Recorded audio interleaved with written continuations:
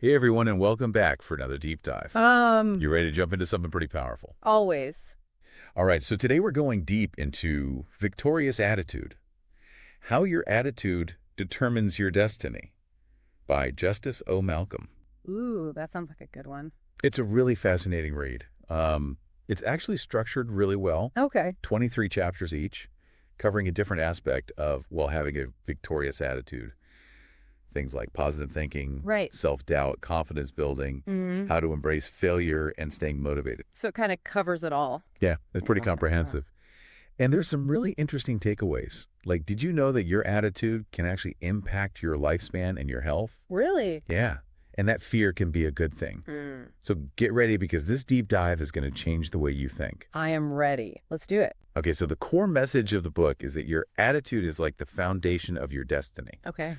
It's not about ignoring challenges, but seeing them as opportunities. That makes sense. Yeah, so how does that resonate with you? Well, yeah, I mean, it's not like we can just pretend that everything is always perfect, right? Right, exactly. Yeah. It's about like choosing how you're going to react to things. Yeah, like your perspective. Yeah.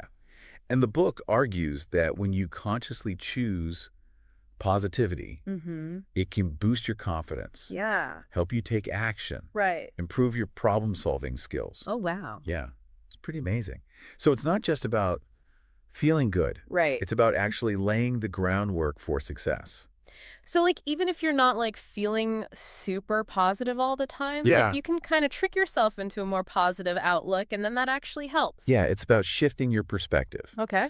One strategy the book suggests is starting each day with a gratitude list. Oh, that's a good one. Have you ever tried that? I have actually. Yeah. Yeah. Yeah. It's actually really helpful. Yeah, it's amazing how just like consciously shifting your focus to the positive things in your life Yeah. can have like a ripple effect on your entire day. Yeah, it's like you start thinking about all the things that you have to be grateful for. Yeah. And then, all of a sudden, those little annoyances that you were stressed about earlier in the day, Yeah. they kind of fade away. Yeah. And it's not just anecdotal either.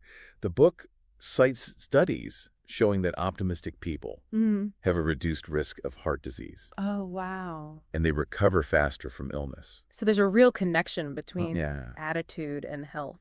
Yeah, it's really powerful. Mm. And it's not just about physical health either.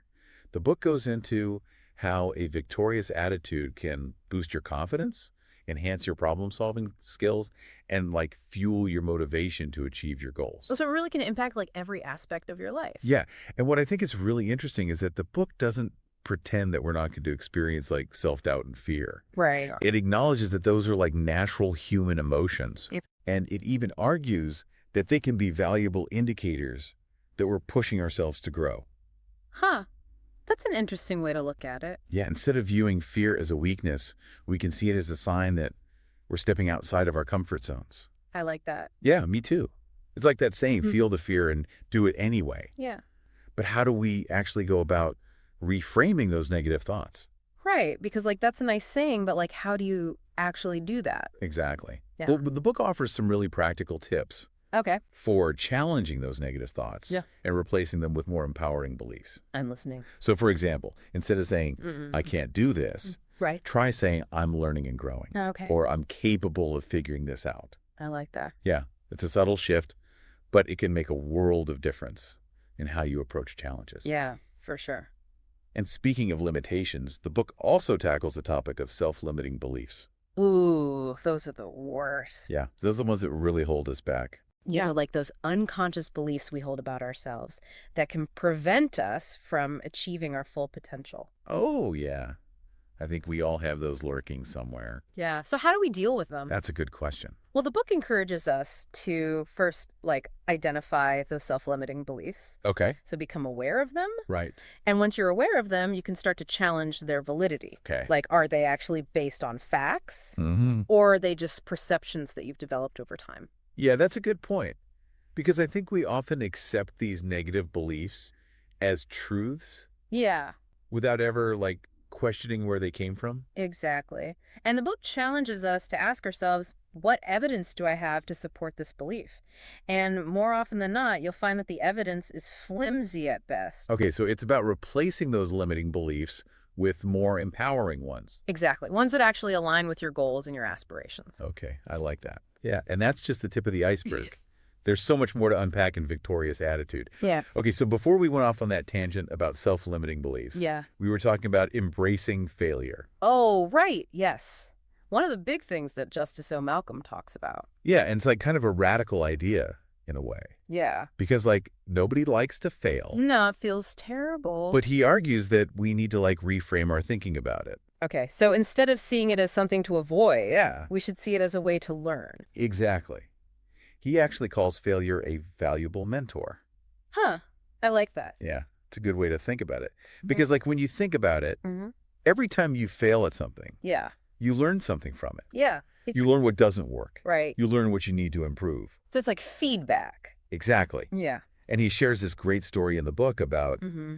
an entrepreneur who failed like multiple times Yeah. before finally achieving massive success. Really? Yeah, and he talks about how all those failures, Mm-hmm. Mm-hmm. while they were painful at the time, Right. they actually provided him with invaluable lessons Okay. that ultimately contributed to his eventual triumph. So like each failure was like a stepping stone.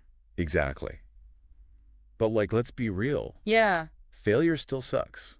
It does. Even if it's supposed to be like a good thing. Yeah. So how do we deal with that feeling? Well, the book talks about cultivating resilience, Okay. like developing that inner strength to bounce back from challenges. Okay, so like when something bad happens, Yeah. you don't just give up. Exactly. You pick yourself up and you keep going. That's easier said than done, though. Yeah, it definitely takes practice. So what are some ways that we can build that resilience? Well, one thing the book suggests is practicing self-compassion. Oh, okay. So when you experience a setback, Mm-hmm. instead of beating yourself up about it, Yeah. treat yourself with the same kindness and understanding Yep. that you would offer a close friend. I think that's something that a lot of people struggle with. Yeah, for sure. Mm-hmm. We're often our own worst critics. Yeah. The book also talks about focusing on what you can control. Okay. So like you can't always control the circumstances, Right. but you can control your attitude and your actions. So instead of dwelling on what went wrong, Mm. you focus on what you can do differently next time. Exactly. And it's also important to set realistic expectations. Okay. Because like if you're constantly striving for perfection, Hmm. you're setting yourself up for disappointment. It's more about progress Okay. than perfection. So like embracing that evolutionary mentality. Yeah, recognizing that we're all constantly growing and learning. I like that. All right, so we've talked about embracing failure, building resilience, setting realistic expectations. It's a lot to take in. It is. But there's one more key concept that I think is super important. What's that? Gratitude. Okay, I've heard a lot about gratitude. Yeah, it's like a buzzword these days. Yeah, so how does it fit into all of this? Well, gratitude is about shifting your focus Okay. from what you lack Mm-hmm. to what you have. Oh, okay. It's about appreciating all the good things in your life. I see. And this can have a huge impact on your overall attitude. Right. Because if you're constantly thinking about what you don't have, Mm-hmm. you're never going to be satisfied. Exactly. Okay. But when you focus on what you're grateful for, Yeah. it's like you're training your mind to see the good. Okay. And this ties into another important concept from the book. What's that? Humility. Humility. Yeah. Humility is about recognizing Mm-hmm. that we're all connected, Okay. that we're all part of something bigger than ourselves. Yeah. It's about approaching life with an open mind and a willingness to learn from others. So it's kind of like the opposite of ego. Yeah, exactly. Mm-hmm. And when you combine gratitude and humility, Mm-hmm. it creates this really powerful foundation Okay. for victorious attitude. Got it. Okay, so we've talked about a lot of really cool concepts from victorious attitude, Yeah, like a ton. but there's still this like big question in my mind. Yeah, what's that? How do we actually unleash our full potential? Oh, that's the big one, isn't it? Yeah, like Oh. how do we actually make all of this happen? Well, the book talks about the power of our thoughts. Okay, hold on. Are we talking about like manifestation? Sort of, but it's more grounded than that. It's not about just wishing for things to happen. It's about understanding that our thoughts shape our beliefs, Okay. and our beliefs shape our actions. So like if I believe I could do something, Mm-hmm. I'm more likely to actually do it. Exactly. The book argues that our minds are like super powerful tools, and just like any tool, they can be used for good or for bad. So it's about like learning how to use our minds effectively. Right. And one way to do that is through visualization. Oh, like imagining yourself achieving your goals. Exactly. Like really feeling those emotions. Okay. And letting those positive feelings kind of fuel your actions. So it's about creating a clear picture in your mind. Yeah. And when you combine that with a victorious attitude, it can be really powerful. So it's not about just like thinking positive thoughts. Right. It's about taking action, Okay. like actually doing the things that will move you closer to your goals. So even if those actions are small. Yeah, even small steps forward are still progress. And the book also talks about celebrating those small wins. Yeah, it's important to acknowledge your accomplishments. Totally. Because that can help keep you motivated. Right. And it can also help boost your confidence. So basically what we're learning here is that creating a victorious life is a journey. Yeah, it's not something that happens overnight, It takes effort, it takes practice. but it's definitely worth it. I completely agree. Well, this has been an incredible deep dive. It really has. I feel like I've learned so much, Me too. and I hope our listeners have too. I hope so. So if you're ready to transform your outlook and create a life that is truly victorious, Yeah. I highly recommend checking out Victorious Attitude by Justice O. Malcolm. It's a game changer for sure. Thanks for joining us, everyone. And remember, the power to create a victorious life lies within each and every one of you. Absolutely.